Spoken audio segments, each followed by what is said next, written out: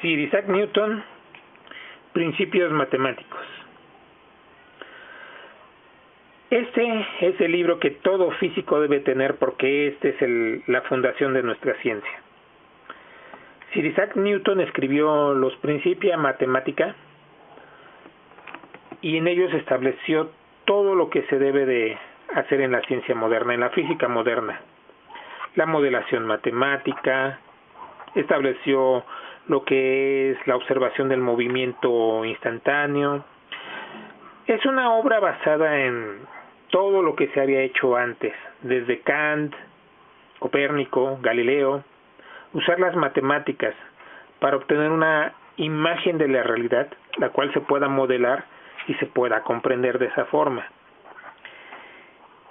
Este es un libro de la editorial Altaya, la serie Grandes Obras del Pensamiento. Es el número 21. En realidad no es un libro fácil de conseguir. Es raro que se encuentre y muchas veces en español es especialmente complicado.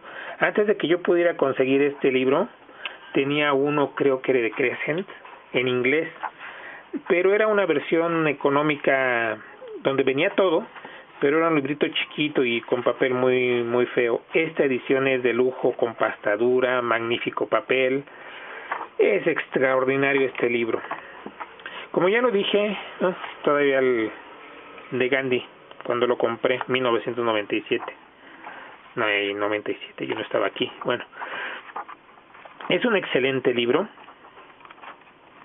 Esta es la edición de 1993.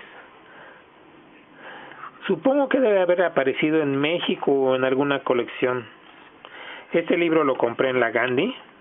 Como ya tiene el código de barras, debe haber sido posterior al 90 y tantos, ya debe haber sido de los 2000. Como dije, este es un magnífico libro, profundamente ilustrado. Pero lo curioso de este libro es que, pese a ser tan importante, pese a ser uno de esos libros que cambian completamente la forma de pensar del mundo y en consecuencia cambian la realidad del mundo, fue un libro que quedó obsoleto muy rápidamente. La física avanzó tan pero tan rápido que muchas de las ideas de Newton se tuvieron que reformular menos de 50 años después para ajustarse a los nuevos descubrimientos, a la nueva, más que nada, a la nueva matemática que surgió. Porque él inventó el cálculo, pero era una versión primitiva de él, al cual sí conceptualmente estaba bien y es correcto, pero se tuvo que hacer muchos ajustes en nomenclatura, en construcción, de tal modo que fuera más coherente, que fuera más una construcción más lógica y que se pudieran derivar unas cosas de las otras. La notación cambió radicalmente, tanto que en este libro todavía se utiliza la notación con puntito arriba para una derivada, cosa que ya no se usa en la actualidad. Bueno, a uno que otro nostálgico todavía la usa, pero es muy raro encontrar ese tipo de notación en la actualidad. El libro está dividido en varias partes: un estudio preliminar, aclaración de algunas expresiones matemáticas, como ya les decía, muchas de estas cosas ya no se usan, y el título: Principios matemáticos de la filosofía natural. El nombre original con el que se conocía la física, porque la física en sus orígenes era una forma de filosofía. Usábamos las matemáticas para comprender la naturaleza, y eso nos permitía tener una filosofía de la naturaleza mucho más exacta. Hubieran visto cómo hubo algunos científicos y matemáticos de la época que berrearon en contra de eso, pero bueno, al final se terminó imponiendo. El primer libro, El movimiento de los cuerpos. Aún en la actualidad, la carrera de física se inicia con mecánica. Entender la física clásica es fundamental porque en ella no solo están los fenómenos de la naturaleza, sino la esencia de nuestra ciencia. El libro 2, El movimiento de los cuerpos en medios resistentes. No puedo decir cuánto cambió esta forma de pensar al mundo de la ciencia y de la comprensión tecnológica. Antes uno podía imaginarse cosas, decir cuántos ángeles caben en la punta de un alfiler. Y claro, no había necesidad de demostrar cuántos ángeles cabían.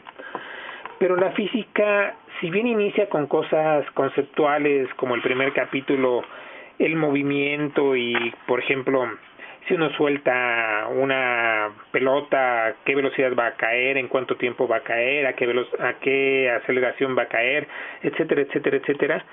Todo eso es una modelación matemática ideal. Él fue el primero que propuso, vamos a pasar no solo a una modelación no idealista, sino realista, donde ya se mide la resistencia del movimiento. Este cambio fue radical y fue lo que hizo que la ciencia se convirtiera en tecnología y estuviéramos en donde estamos ahora. Finalmente, el sistema del mundo, el libro 3, quizá el más importante desde el punto de vista filosófico. Primero establece sus reglas para filosofar, que aún ahora muchos filósofos no aceptan.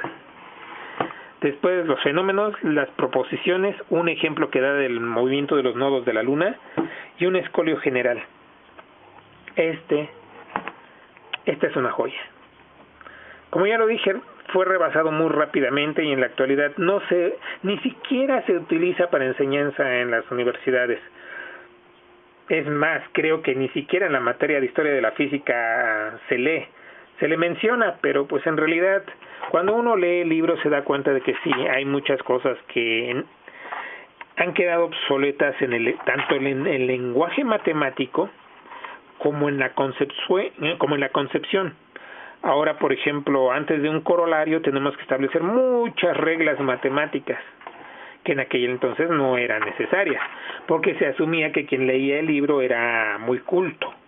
Y culto en aquel entonces significa haberte leído toda la matemática de aquella época, desde los griegos, saberte los libros de geometría griegos, pero nada más. Y en la actualidad pues ya no, en la actualidad ya necesita uno mucho conocimiento matemático antes de siquiera sentarse a abrir un libro de mecánica básica. En fin, una de las joyas de mi biblioteca.